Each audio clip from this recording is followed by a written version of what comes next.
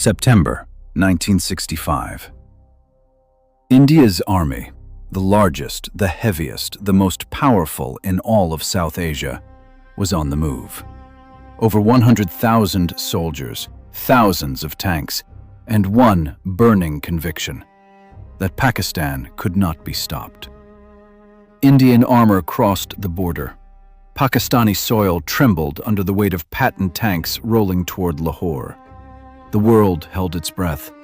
Everyone had the same question: how many days could Pakistan last? But what happened next, the world never forgot. A smaller army, fewer weapons, less everything, and yet they held the line. This is the story of the 1965 war. The war where Pakistan did the impossible. When British India was partitioned in 1947, they didn't just draw a border. They carved a wound, one that has never fully healed. Its name? Kashmir. The First Kashmir War was fought in 1947 and 1948. A ceasefire was declared, but the question was never answered: who does Kashmir belong to? For Pakistan, Kashmir was an unfinished promise. For India, it was a non-negotiable part of the nation. Then came 1962, and China humiliated India in a brief but devastating border war. India's military weakness was exposed to the entire world. Pakistan's President Ayub Khan saw an opening. If Kashmiris could be encouraged to rise up, if an insurgency could be sparked from within, India might be forced to let Kashmir go. That idea became a plan. That plan was called Operation Gibraltar. August 1965. Pakistani special forces, dressed in civilian clothes, crossed into Indian-administered Kashmir. The mission: ignite a popular uprising, turn the people against India. Thousands of fighters infiltrated the valley. They carried weapons. They carried hope. What they didn't carry was the outcome they expected. The Kashmiri population did not rise up. In several areas, local people informed Indian forces of the infiltrators' positions. India responded with overwhelming force and recaptured key positions. Operation Gibraltar had failed, but both nations were now locked on a collision course. There was no stepping back. On September 6, 1965, India launched a full-scale attack toward Lahore. The war had begun. September 6th, dawn. Indian tanks crossed the Wagah border. The Ichhogal Canal, Pakistan's natural defensive line, was breached in places. Lahore was just 15 kilometers away. Radio Pakistan made the announcement that stopped a nation in its tracks. Lahore was under threat. What happened next was extraordinary. Civilians poured into the streets, not to flee, but to fight. Men, women, the elderly, they dug trenches with their bare hands. Shopkeepers closed their shops and picked up weapons. A city prepared to defend itself. Pakistan's 10th Division moved into position. Under Brigadier Abdul Ali Malik, Pakistani soldiers mounted a resistance that defied every military prediction. The BRB Canal became the line that India could not cross. Tank after tank was stopped. Advance after advance was repelled. Lahore did not fall. Lahore survived. If the defense of Lahore was the heart of the 1965 war, Chawinda was its soul. India launched its most powerful armored thrust toward Sialkot. Over 300 tanks, including the American-built M48 Patton, one of the most feared battle tanks in the world, rolled toward Chawinda. This was the largest tank battle in Asia since World War II. Pakistan's forces were outnumbered, but not outmatched. Major General Akhtar Hussain Malik positioned his defenses with surgical precision. Pakistani M36 Jackson tanks, older, lighter, were placed in ambush positions. Recoilless rifles waited in the dust and the dark. As Indian armor advanced, it drove straight into a trap.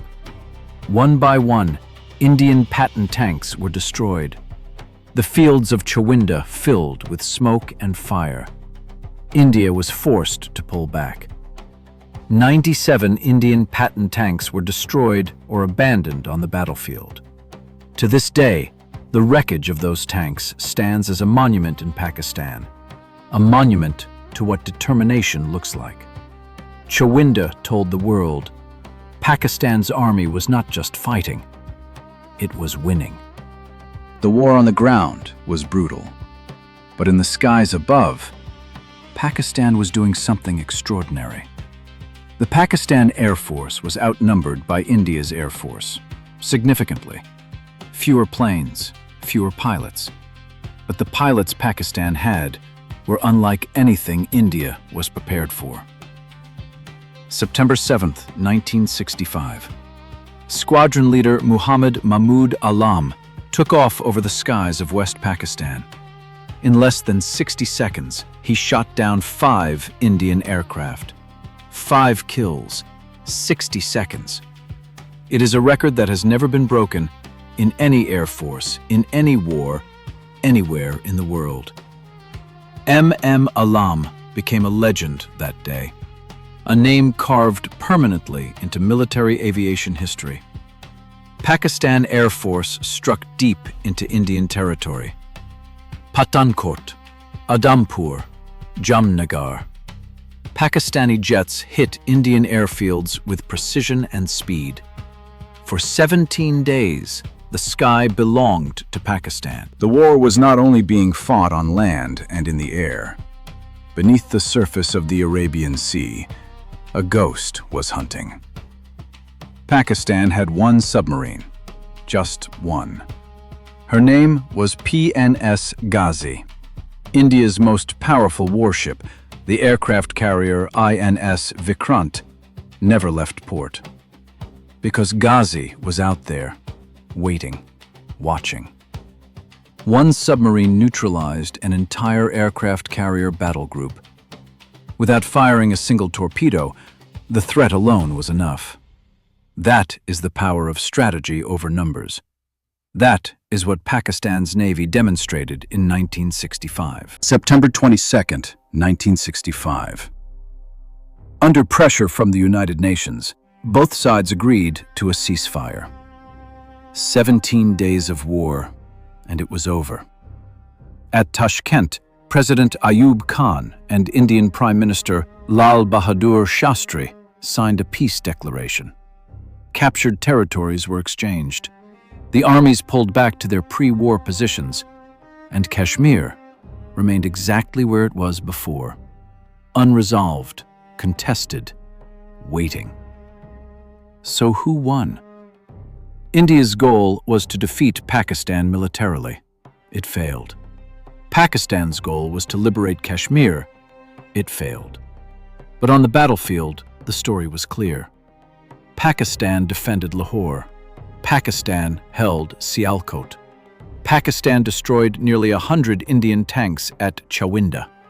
A smaller force had stood against a larger one and had not broken. The 1965 war taught the world 4 lessons that military scholars still study today.